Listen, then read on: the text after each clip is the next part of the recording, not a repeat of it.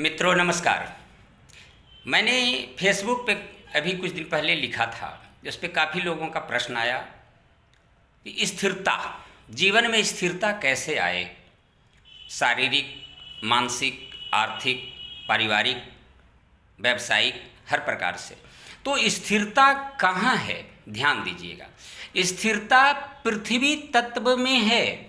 अगर आप पृथ्वी पर हैं या कोई भी चतुष्कोण आकृति है, उसमें ही स्थिरता है, स्टेबिलिटी है।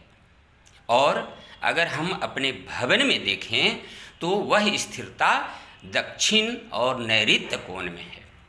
पृथ्वी तत्व दक्षिण दिशाओं में, क्योंकि ज्योतिष शास्त्र इस चीज़ को प्रमाणित करता है कि 2, 6 और 10 नंबर की राशियां, यानी कि वृषभ, कन्या और मकर राशि दक्षिण दिशा का प्रतीक है, जो पृथ्वी तत्व का है। तो पृथ्वी तत्व दक्षिण दिशा में है, परंतु वह पूर्ण रूपेण स्थिरता का प्रतीक होता है नैऋत्य कोण में, क्योंकि दिशाएं ऊर्जा के संवाहक है। और कोण जो हमारे घर में होते हैं, वह कोण जो हैं वह पंच महाभूतात्मक हैं। तत्वों की उत्पत्ति कोणों में होती है। तो नैऋत्य कोण इसलिए पृथ्वी तत्व का विशेष, प्रबल पृथ्वी तत्व नैऋत्य कोण में है।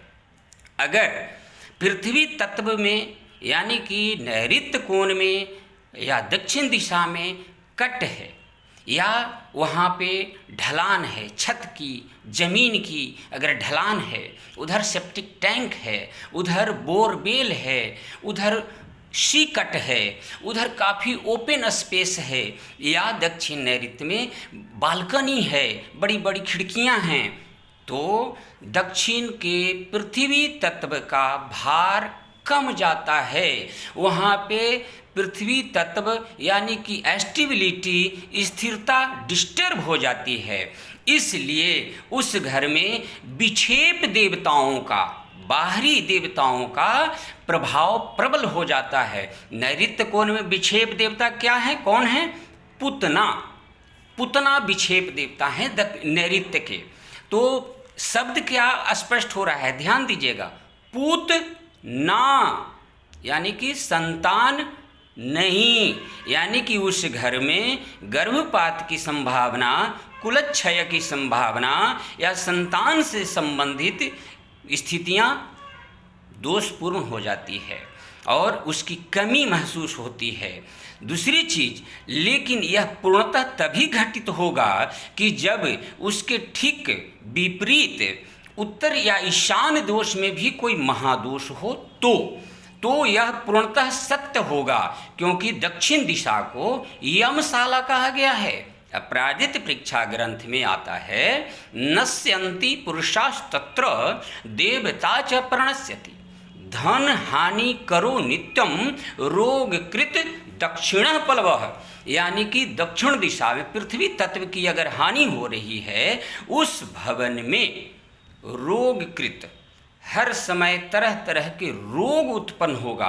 और दक्षिण दिशा यानी कि आपकी कुंडली का 10वां भाव, जो पिता का कारक होता है, यानी कि पिता से संबंधित परेशानी होगी। और पुतना यानी कि पुत्र ही नहीं होने देगा, यानी कि पिता ना बनना भी पिता से संबंधित कष्ट है, या पिता की शारीरिक स्वस्थता अस्वस्थता से संबंधित परेशानी, यानी कि मकान मालिक परेशान होता है, स्टेबल ही नहीं रहता, स्थिर ही नहीं रहता। इसके लिए यानी कि इससे संबंधित एक और है, योग शास्त्र में चंद्र नाड़ी और सूर्य नाड़ी के बारे में स्वर शास्त्र बताता है।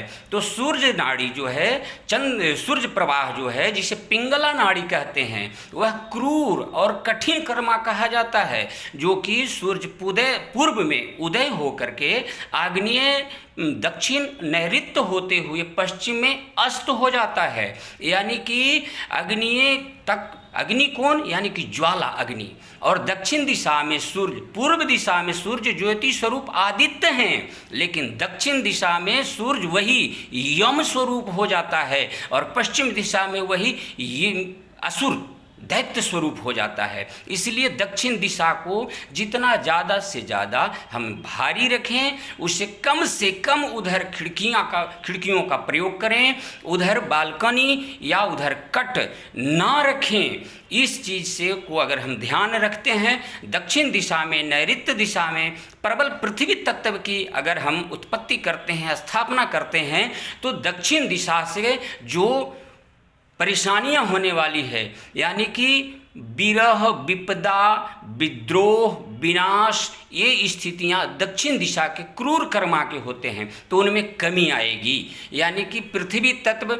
चतुष्कोणाकृति होती है, पीले कलर होते हैं, भार जहाँ है वह पृथ्वी तत्व है। इन सब चीज़ों को अगर हम दक्षिण दिशा में, नैऋत्य दिशा में प्रतिस्थापित करते हैं, तो दक्षिण प्रभाग के होने वाले विपदा, विकट, विनाश, विद्रोह से संबंधित परेशानियां कम होगी। और उत्तर दिशा, साथ में उत्तर या ईशान दिशा को भी अगर हम ओपन करते हैं, जल तत्व को मजबूत करते हैं, तो वह भवन में एक सामंजस्य स्थित करेगा, जिसके से आपको जीवन में सुख की अनुभूति होगी और दुखों में कमी आएगी। इस चीज़ का ध्यान रखें। यही वास्तुशास्त्र है कि उस घट में, यानी कि उस भवन में ऊर्जा, आकाश, प्रकाश, इनका स्थिति क्या है, इस पर ध्यान रखें। विशेष अगली वीडियो में बात करेंगे। वीडियो देखने के लिए बहुत बहुत धन्यवाद। नमस्कार।